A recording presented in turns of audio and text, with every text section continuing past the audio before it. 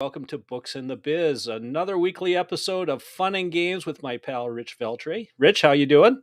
I am doing well. How are you? I am doing very good. Hey, we're actually making traction for our nice little channel here. We actually had some commentary come back on LinkedIn, Yes, we and you did. had to give some good feedback for that. So I appreciate that. Um, it's also opened up opportunity for some other discussions. So we're going to actually take some of their subject matter, and actually that'll be one of the upcoming episodes here where we'll be talking a little bit about healthcare and health insurance. And that's something, Rich, I know you're more than dangerous with. You've done a lot with in the healthcare industry, so it'll be interesting to get your insights on that. And how do we fix the problem with healthcare? I'm sure that's like a 4-hour episode, but we'll try to keep it to about 20 to 30 minutes like the other ones are. Part But one, part meanwhile, two. what's that? Part one, part two, part Part three. one, part two, part three, part 25. There'll be lots of episodes of that one. Oh, Uh, yeah. anyway, let's talk about our subject for today. So, what prompted all this and what got me thinking about reaching out to you and discussing this? Because it is very much a financial issue. I've also seen some other people comment online and give some other direction as far as why you might let your best people go. So the subject of today is you're fired. Why would you let your best employees go? And what really prompted this was a couple weeks ago, ESPN, the sports network that many of us watch at periodic times for either football or baseball or sometimes dodgeball if you're watching the Ocho. They let 20 of their on-air staff go, and these weren't just the secondary people; these were a lot of their top talent. Now, you would think that, and the reason for doing that is it was put as a cost-cutting measure by Disney. Now, I understand cost-cutting measures and understand sometimes you need to do things. Rich, you of course, as the finance guy, understand the impact of cost-cutting measures. The part I struggle with though is if you have people that are coming to your channel specifically to watch certain on-air talent and that talent is no longer there, what the heck are you doing? And we were talking about this last week as we were wrapping up after we wrapped up our last meeting, and I had brought up Circuit City, and you brought up some key points with that too. But my memory of Circuit City, because I used to shop there back in the day. It was electronics store similar to Best Buy, and Yeah. in many ways, thought they had sometimes better quality equipment than Best Buy did at the time. And what interested me was they fired all their top salespeople, and their reason for doing that was, well, they're making too much money. We're paying them too much in commission. If we fire them, we keep that commission in house, and that leads to more profits on the bottom line. The problem is that pretty much tanked Circuit City and was the I won't say the beginning of the end, but it was the end of the end because I think you brought up the beginning of the end. And what was your feeling on Circuit City at the time? I think the writing was really on the wall with Circuit City because whatever was going on, whether it was price pressure outside, because you used to be the point where technology would come out and it'd be $5,000 when it starts, but then it would rapidly go down. So I think it becomes there's a little bit of a miscommunication or a misinterpretation of data, believe it or not. I mean, you're looking at it and saying these people are making too much money, but you know, getting rid of them completely doesn't make a whole lot of sense because there's other factors that go into it. So in the initial kind of look at it, you're saying, yeah, you go after what your biggest cost is and try to see if you can shave something off. But go too drastically and it's just like cutting with a knife. You eventually cut too deep and then there's no recovery. So I think that's kind of the direction that Circuit City went in. Now, what do you think is going to happen with ESPN? As we said, they've pretty much let all their talent go. I'm guessing at this point, I didn't watch ESPN a whole lot anyway, but I'm guessing if you are a regular fan, the people that are on there are probably names you don't recognize anymore, which I guess might give some opportunities to some new talent that's less expensive that you can then kind of build your reputation. But I would think it's kind of the same way. It's pretty deep cut when you're letting everyone go that attracts the people in to watch your channel. Yeah, I think that's the same thing what we're talking about, where you're cutting almost too deep because you don't actually understand what the connection is. So if you don't know that people are coming in to see those particular talent and you're managing the company by the numbers only, then you're disconnected and you're just it's just the wrong move. I'm not saying that some of these people didn't make too much money or that wasn't something that had to be discussed or renegotiated, but usually when I hear people in companies like that size or even on a larger scale company that's maybe not a publicly traded kind of national company, but you hear people talking about it and usually it's, well, what are we going to do when this person's contract comes up, or what are we going to do when this happens? So the layoff is just it's a bad stopgap measure. It's a knee-jerk reaction that doesn't allow you to protect the brand, protect the reputation, the PR. I mean, you're just basically saying I'm getting rid of all these talents. But again, like you said, I would have watched ESPN to see certain people, and to give me somebody brand new, I'm like, well, who's that? And now I got to go look that person up. And that doesn't necessarily mean that I'm watching them anymore, because now I'm looking, who am I talking to? Like, who am I listening to? There might also be a different level of quality there. Let's face it, not all broadcasters are the same. I mean, you and I are the exception. We are obviously very talented at what we do, which is why we're doing this. But as far as other people, I can't really speak for what other on-air talent's coming up in the world. So I don't know what your thoughts are on that. If maybe we step in at ESPN, are you good at color commentary on football? You're in. Sounds great. Well, I never good. played it, but I watched a whole lot of it. So there you go. Well, you're the best armchair quarterback we got. So there you go. We'll I'm put in. you Like on. I said. We'll get you off the field or on the field. Yeah. Now have you dealt with stuff like this where there's been financial crunches, and I'm always interested to hear it from the finance side of things. I mean, I look at it from the operations side, and when I first read this, I'm like, oh my God, this is insane. There's got to be other options. You renegotiate, like you point out, you renegotiate contracts. Maybe you don't let all your talent go. Maybe you let some mid-tier talent go, but you keep your top people that draws an audience. You do other things that might be more creative. Maybe you change, the number of shows or the type of broadcasting or whatever it might be. But it seems rather odd that, there aren't other alternatives that people look at. And, from my side, the struggle with finance, and you did bring this up just a few minutes ago, is they look at the numbers. And the numbers, yes, are very important, and they are just one piece of the equation. So maybe you could talk a little bit more about what your experience has been on that. Yeah, I have one really specific example, and I think that it kind of leads to my conclusion, which I'll give everybody ahead of time. My conclusion really is that a lot of times it's disconnection. It's actually, you don't know what's going on. You see the numbers, you say, okay, and it's knee jerk. We do a quick fix and it feels great. And then 2 seconds later, you realize what you did and you have no way to reverse course. Mm. So I was dealing with a company that really provided trained people to do a very specific task. And the CEO at the time was in charge of turning around the financials and had a very specific plan to do something on an international scale. This wasn't a very big company. It was relatively small, probably under 50 people overall, but they had some really good basis for some work in Latin American countries. So they did a US piece and they had a piece overseas. And what wound up happening was the CEO had understood that she had to put together a plan, okay, which is probably the rest of my conclusion, that you should have a plan. Plans are good. Hope is not a strategy. So she had a plan to sell off 50% of one of those Latin American operations because the Latin American country actually required it because of nationalization. They said can't be all 100% U.S. owned.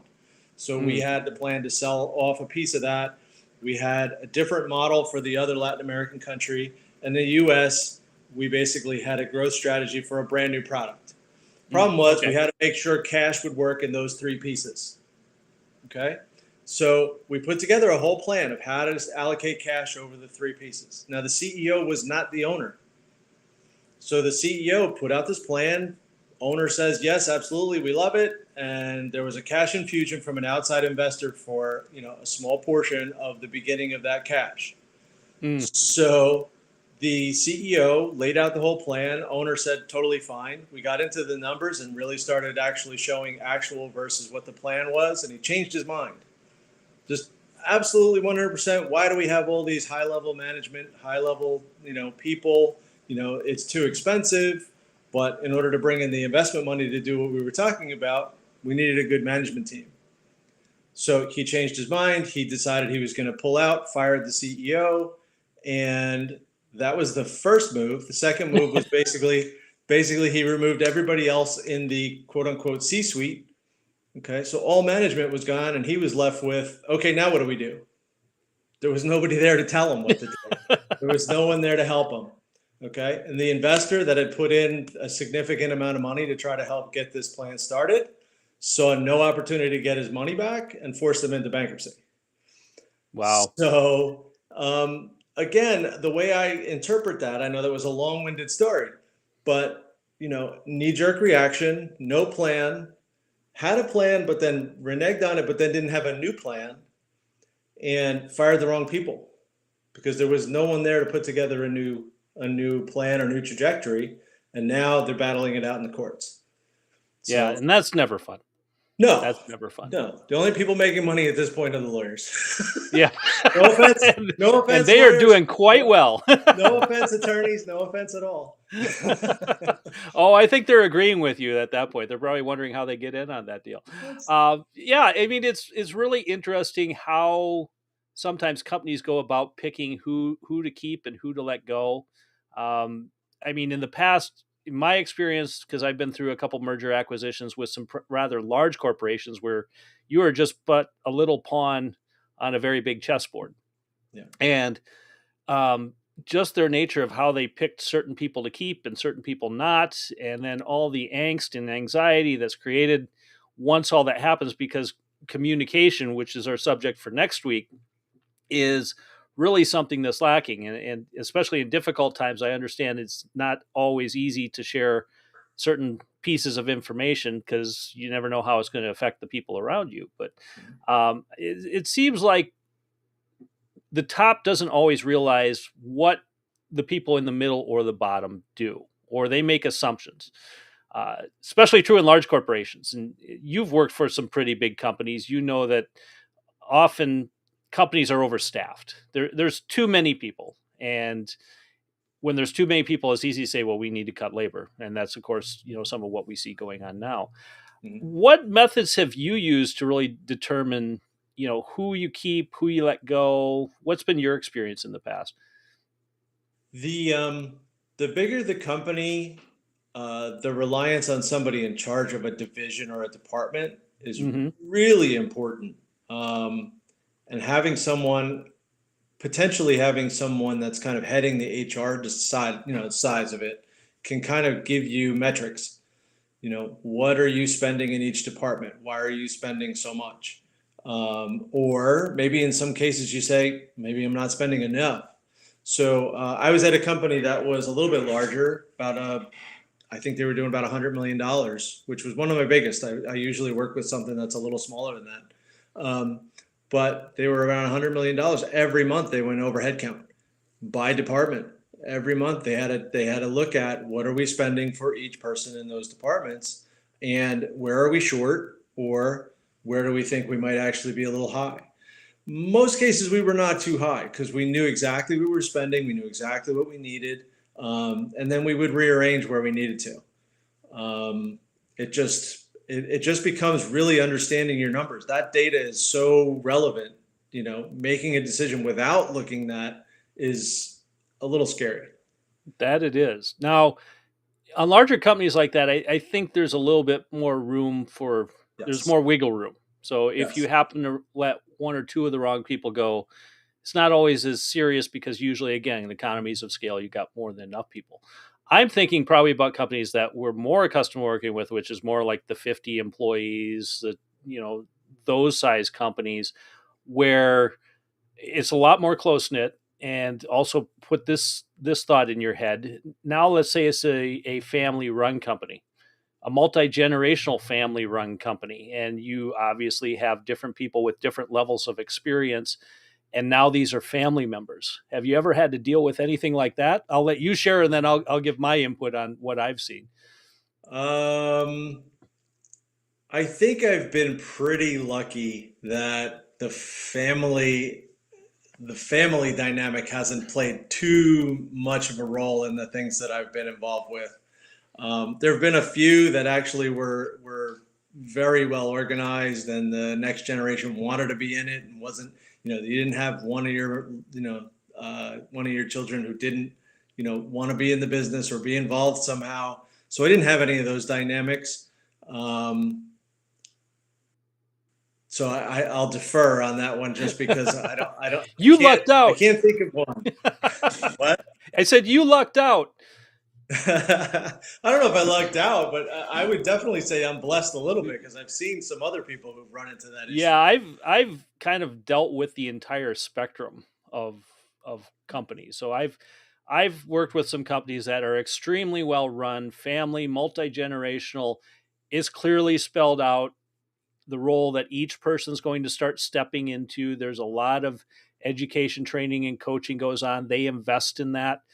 They set expectations to build experience.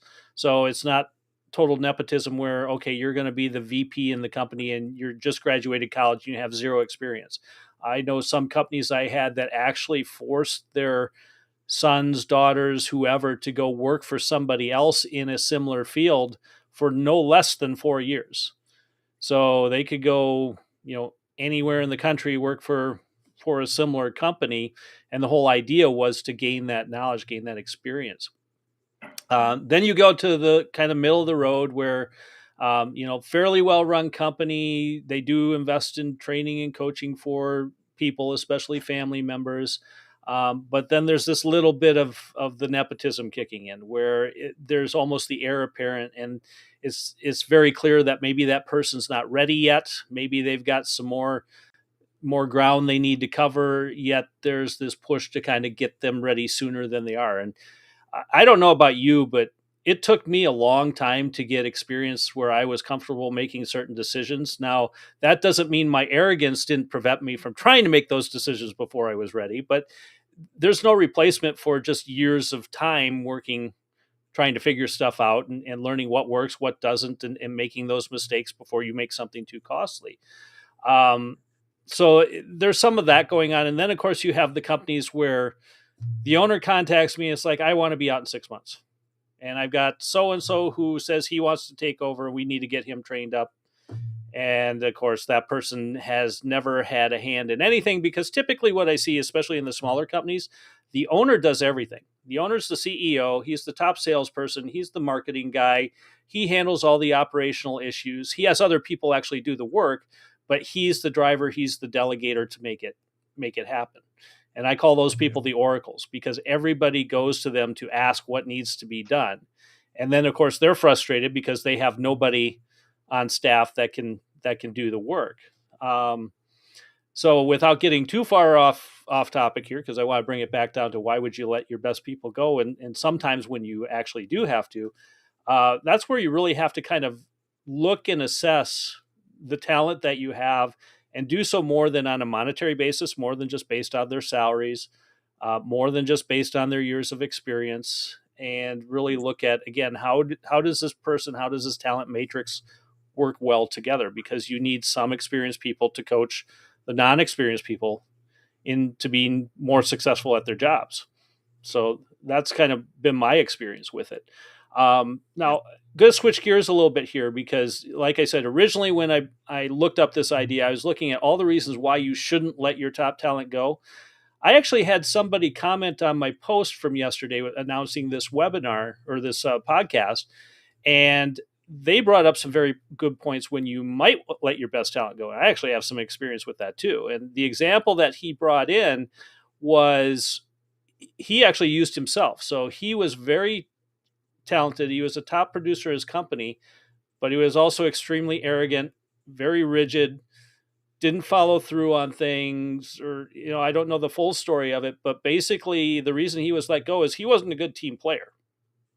And have you ever worked in a situation where you have somebody who just has all the talent in the world, but just makes life a living hell for everybody else?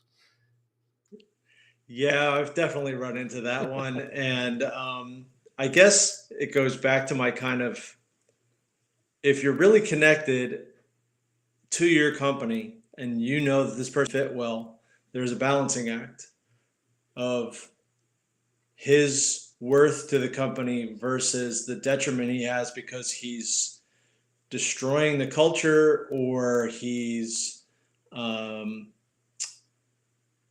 destroying the brand. The things that aren't going to show on your balance sheet, they're not going to show on your P&L statement, other than the P&L statement's going to look good because he's bringing in sales.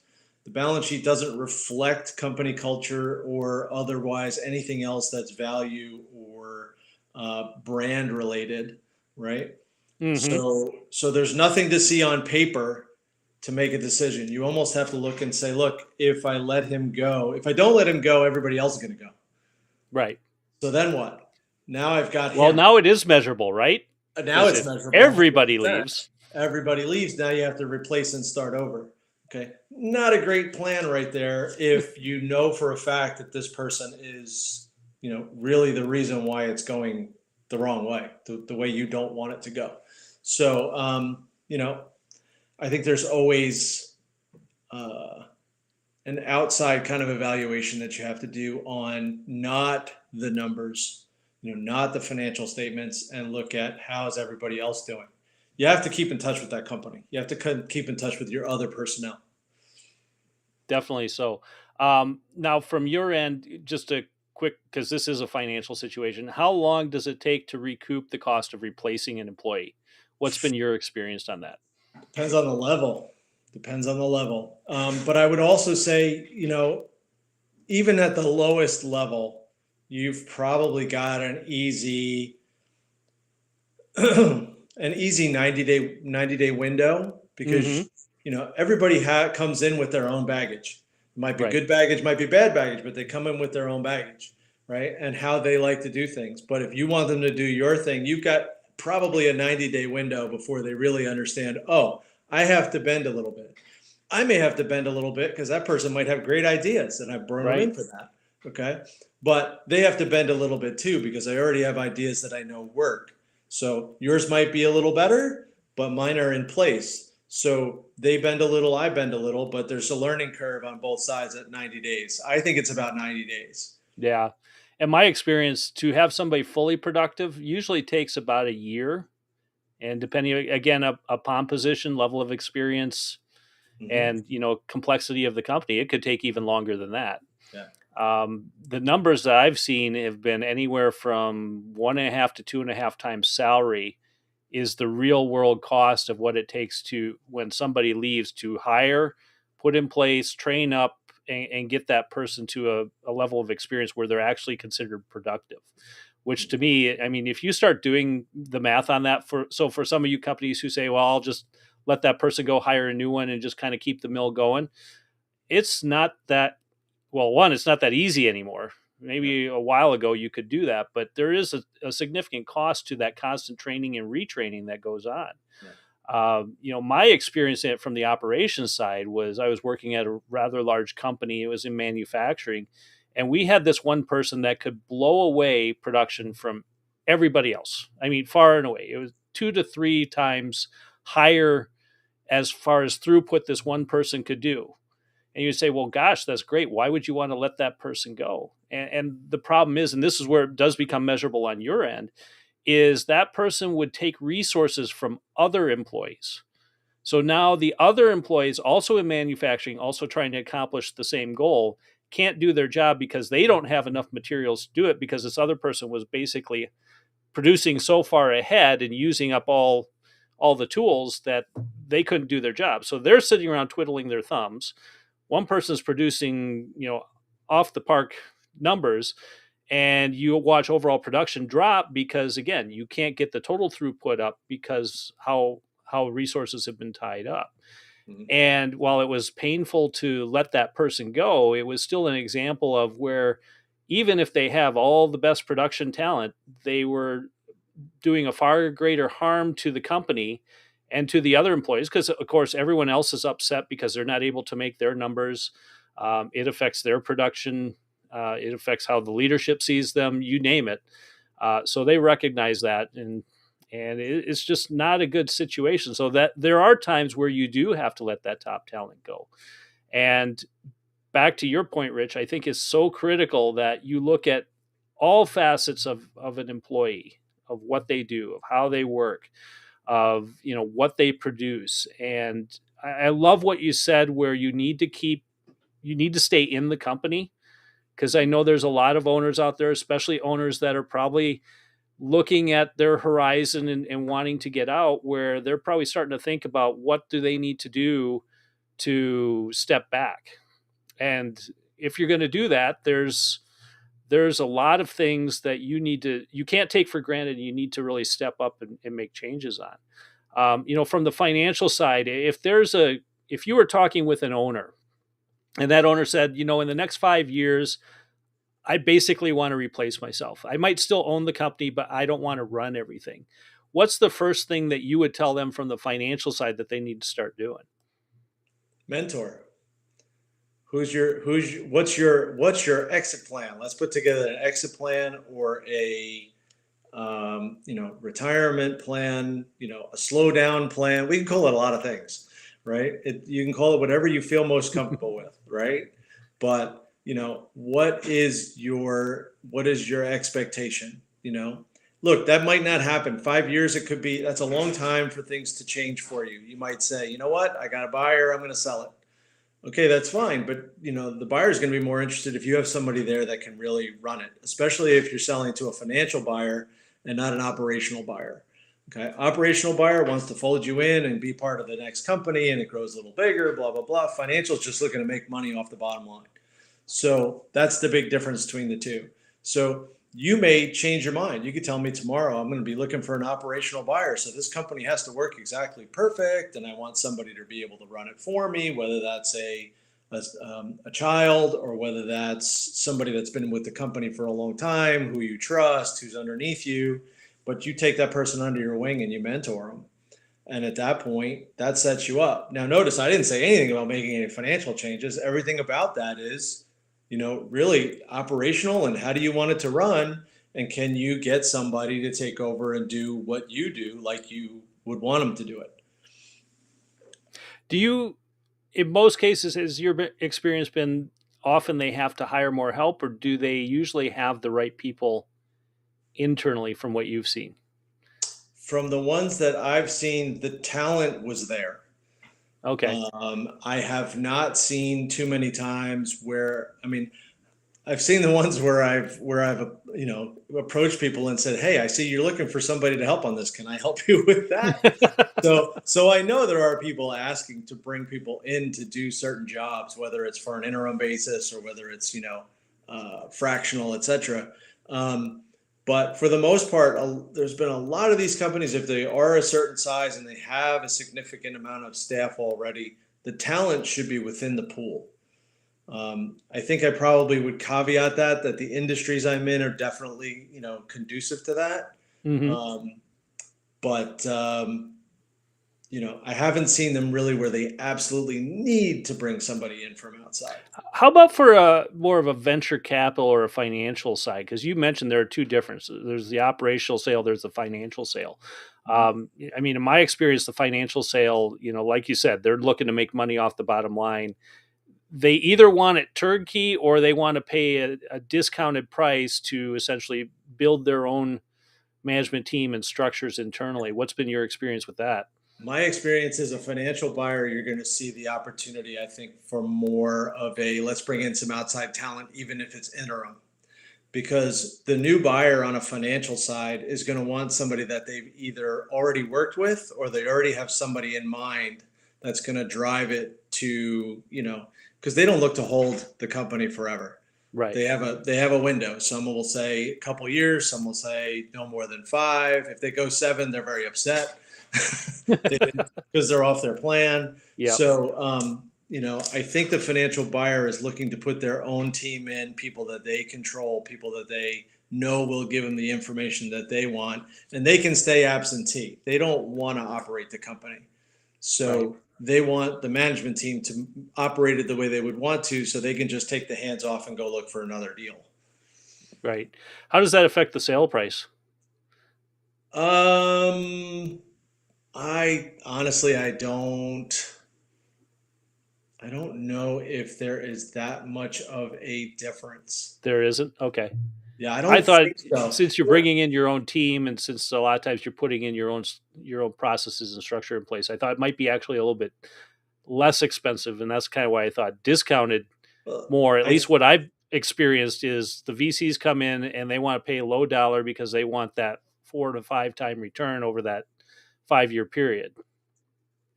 Well, I think that in my mind anyway, I have seen some deals where they're slightly different, but again, everything valuation wise is based off of your EBITDA. It's Yep. based off your P&L. So if the P&L is consistently at a number, the multiple is the only place where you have some Some wiggle room. fluctuation. Got it. So, but I think in most cases that I've seen, because the valuation's off of the financial, it is what it is. And both sides are looking to buy low, and maybe one's looking to sell faster, but the other one's looking to buy low and valuation high. Mm, One way or the other, they want it to go up because they'll use it to, buy the next one. right. Yep. So so the goal is still the same. It's just maybe the timeline is different. Yeah. Got it. I also think there is opportunity for bringing in outside help on an operations side company, because what my experience has been is, like I said, the owner does everything.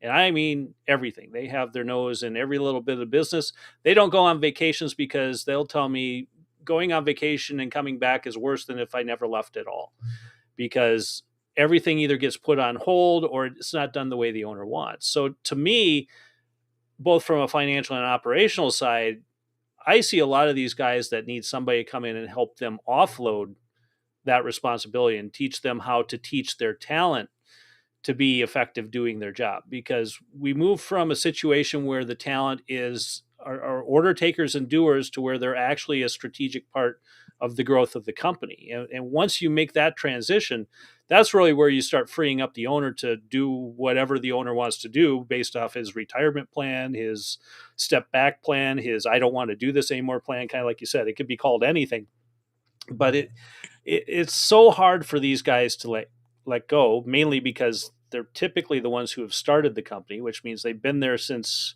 it was one machine or one truck, and now it's hundreds of people and multiple trucks and big factories and everything else. Um, it just seems like that there's some help that needs to be done there, from financial education side, because ultimately there's got to be some sort of buyout if somebody else is taking it over. From the operations side, again, I see a lot of internal talent that just isn't empowered to be that talent. And of course, you want to keep those people. Best way to keep those people is get them engaged. Best way to get them engaged is give them power in their position. So, I mean, that's what I see where talent becomes absolutely critical, and where keeping that talent as long as you can is even more important. And the best way to do that is, on my end, operationally being effective at managing your people and getting them good at their job so you don't have to do their job for them. I agree. I agree. Is there anything else you would like to add about firing talent? Oh, I hate it. Let's put it that Yeah. There's way. times where it's never fun. There's times where it might be Yeah. necessary. Have you ever dealt with kind of a rebuild situation where you did have to do pretty significant cuts and then figure out how to kind of add that talent back in? Have you ever been part of something like that? I was somewhat on the aftermath of a shoe company that the management that the private equity firm owner management that they hired was improper. Mm, They really didn't know what they were doing. I'll give you an example why I say that. I walked into the company the first time, and I'm looking up on the wall, and there's pictures of all these athletes. Okay, and the athletes had all signed the pictures, and I'm looking at it, and I'm going, okay. The shoe company was an orthopedic shoe company. Oh, Okay, people who have foot problems are not playing sports. correct. Okay, so if your brand ambassadors were sports people, there was a disconnect. Hmm. Okay, but there was a disconnect again with the numbers too, and those high level managers, and actually took down a bunch of lower level people as well. They had destroyed the supply chain. They couldn't get the shoes made, and so their sales dropped like significantly. So we had to go and rebuild that whole company. And we were successful at it because we changed the strategy at the same time and just used it as an advantage to change the strategy. Um, but it was a disaster that we had to spend a lot of time fixing. What was the end result? Did you get it all turned around? We did. It took 4 years. Wow. Overall, took 4 years to get the whole thing straight, but the private equity company exited at a higher multiple than they would have if they hadn't changed the strategy. And we had turned around the EBITDA, which had gotten to the point where it was negative, and we turned it into about $8 million. So, um, yeah, it was a very successful 4 years. Cool. Well, it's definitely a sign that people affect the bottom line, and there's a lot of intangibles that go into that. And I think both of us, with the stories that we shared, show that you have to be really wise about the people you have working for you. You have to keep your best people in position, either to help grow the company, to grow themselves, and you really have to be in touch with those that aren't as productive, because you want to make wise decisions when or if there's that time where you need to make changes. So that, I think, pretty well covers this episode. We went through a lot of territory on this. Rich, thanks again. So if you're watching this on YouTube, like, subscribe, click the notification button. You know all the drill. We will be doing this every week, and we will see you next Thursday. To find me, you will find me at danpaulsonletsgo.com. Rich, where will they find you if they need to get a hold of you? R. Veltri at the Veltri Group. Sorry, R. Veltri at VeltriGroup.com. Very good. All right, till next week. We'll see you then. All right, take care. Thanks, everybody.